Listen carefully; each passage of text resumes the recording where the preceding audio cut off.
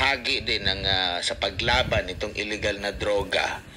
Anong unang, kasi binaba na nila, no, mula 2 tonelada, naging ano na lang, 1.4 tons. Okay. Tapos binaba sa 8 billion or 9 billion yung halaga.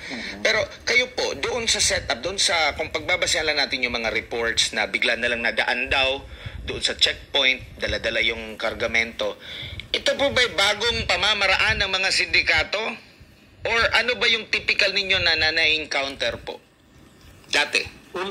Unang-una, no, dalawa yung aking naramdaman. Una, kinocongratulate ko yung pamunuan ng Philippine National Police, dahil doon sa pagkakakuha natin ng ganitong kalaking volume ng illegal drugs. Pero kakambal naman ito is yung disappointment. Bakit? Kasi kitang-kita yung incompetence ng leadership ng Philippine Drug Enforcement Agency being the lead agency ng ating kampanya laban sa illegal drugs. Bakit? Sa laki ng nakuha nating illegal drugs, diba? Tonelada ito eh. Pero wala man lang tayong nakuhang mga importanteng personalidad sa likod ng pagkakahuli nito.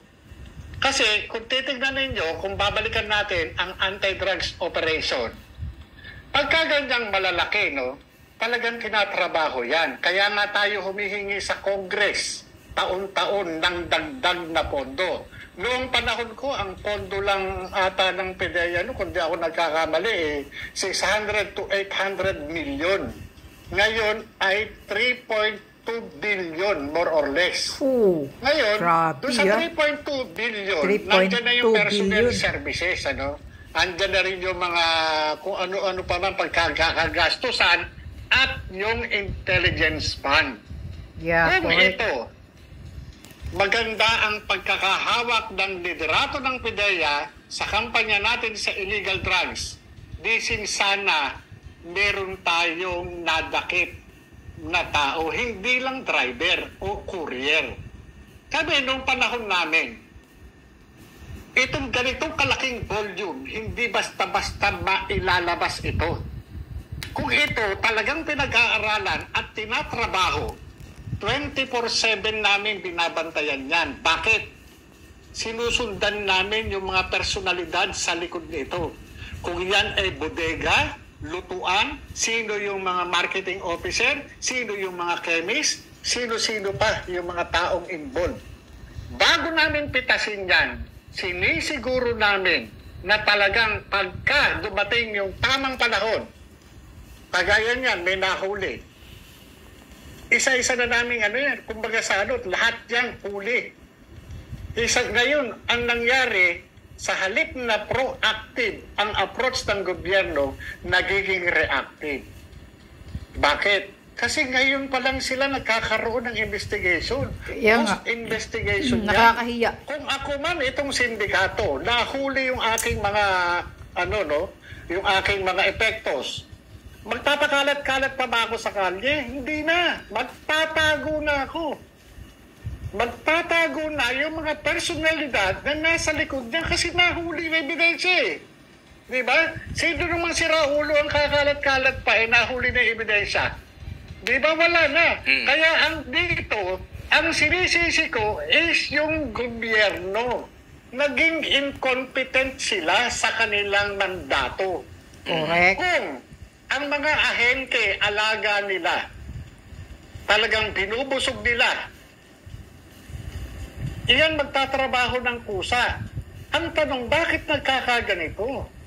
Kung hindi pa aksidenteng naharang sa checkpoint yan, hindi makukuha yan. Ako talaga nagpapasalamat din talaga ako sa Diyos dahil kahit papano, may mga pulis tayo dun sa field na hindi nasilaw.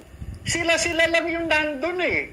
Kung yan, pag iinteresan pa ng mga pulis, wala na. Buti na lang hindi nasilaw. Nagkaroon na tayo ng mga kasong ganyan na talagang yung mga ebidensya, ibinulsa. Diba? Pero Sir Jojo, pwede bang, kumbaga, pwede pa siyang hindi mo na ibulgar? Kasi considering hindi pala anti-drug operation yung nangyari, kundi it so happen, maswerte lang na dumaan doon sa checkpoint. No? So kumbaga, hindi taga siya yung tiniktikan nila ito, sinundan nila. Pwede pa itong itago muna pansamantala kasi tsaka pagugulong yung investigasyon nakahanda na yung mga posibleng involved dito sa droga na ito. Alam nyo, babaguhin natin ang batas, lalo na yun doon sa chain of custody, no? Doon sa Section 21 ng Republic Act 9165. Kasi immediately upon confiscation o seizure, dapat yan magkakaroon kagad ng inventory. Initial custody ng illegal drugs, dapat ima-markings kagad yan ng kung sino yung nakahuli. And doon sa team, dapat nag-e-elect sila o nag-a-appoint sila ng seizing officer para hindi magulo. Kung sino lang yung taong in charge doon, siya lang ang mayroong karapatan na humawak ng ebidensya. Otherwise, pagkayaan nakontamina at nasira yung chain of custody, madidismiss yung kaso. Nako. Oh. Napakasensitibo ng pagtrato sa ebidensya. Kaya nga, dapat pagdating sa mga anti-drugs operation, hindi po pwedeng como ikaw ang team leader o ikaw yung hepe ng basta-basta ka gagalaw dyan. Hindi, wala kang karapatan dyan. Ang may karapatan lang dyan yung mayroong initial custody. Yung personnel na nakatalaga dyan para doon sa pag-iinventaryo niyan. Yung pagmamarkings, kung sino nagmarkings niyan, siya lang ang may karapatang humawak dyan. Siya yung magta-turnover. Kung meron mang ibang kamay na humawak dyan, mag-execute siya ng affidavit. Ngayon po, sir, yung chain of custody hindi nasisira. Kasi dyan magiging butas Ngayon po, sir, binigay na sa PIDEA yung mismong mga illegal na droga after ilang araw, 2, 3. Sapat na ba yon ng mga araw para makumpleto lahat ng mga dokumento bago na i-transfer? Para, kumbaga, at least magiging pulido pa rin yung pagkakaso?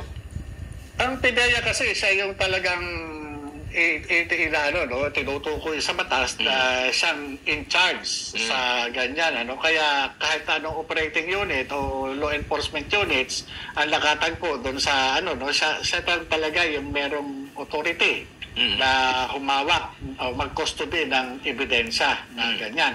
Basta hindi lang masisira yung provision, yung sinasaad ng provision ng Section 21 doon sa chain of custody. Kagaya niyan, yung mismo nag-markings, siya rin yung magde-deliver niyan. Stricto pala sa laboratory. I-receive yan sa kanya. Marami ng mga kaso, sir, na technical lang.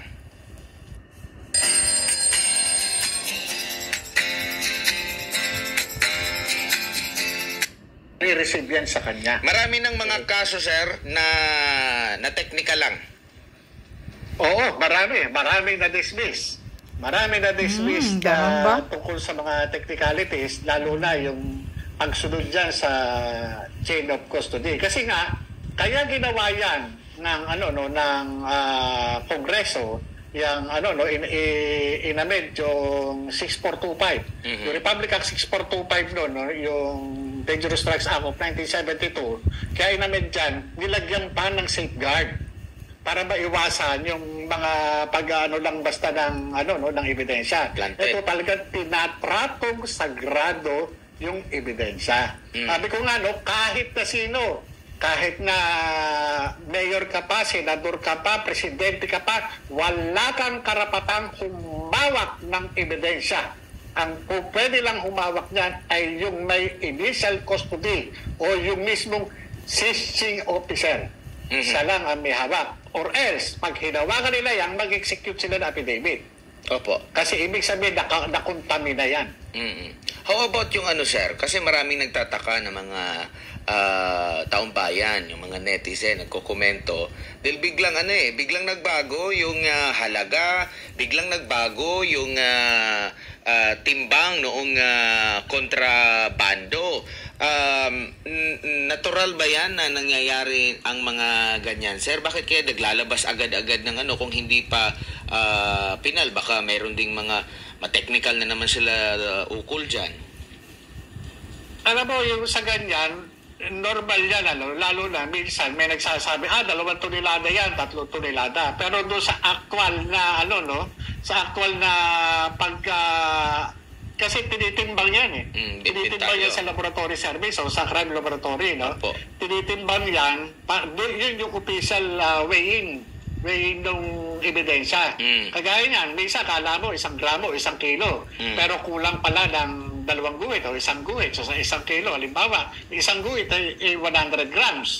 So pagka sinabit mo yan, approximately 1 kilo o 1,000 grams, pero pagdating sa official weighing, lumalabas 900 something grams lang. So yun yung pagbabasihan. Kasi maaaring magkamali doon sa actual weight dahil nga tinatantya ng mga ng mga opisyal o ng mga operatiba mismo. Kung wala silang panukat. Pero kung may panukat at yun ang tinanggap, ay may problema tayo ron. Nagkaroon ng kupitan. Yung sinasabi nila na transshipment point itong Pilipinas, ganoon na ba ang trend ngayon? Kumbaga, hindi talaga target o hindi galing dito, dinadaan lang dito sa Pilipinas. Yan na ba yung common? Or dati ba, ano ba ang estado ng yung drug situation natin dito sa Pilipinas po, Sir Jojo? Alam nyo, dati pa, no? Kasi ang Pilipinas ang isa sa mga paboritong transshipment point. Kasi unang-una, marami tayo, hiwa-hiwalay kasi yung bansa natin Kung bansa, pulo-pulo yan. Sabi niya, 7,100 island, more or less, Ngayon, ang isa pa, yung ating, yung ating corruption na nangyayari do sa mga port of entry. Kaya, kumbaga sa dito, malimit na nagiging nila ito nagiging hub itong bansa natin. Transshipment point, dati na yan. Hanggang ngayon naman, totoo.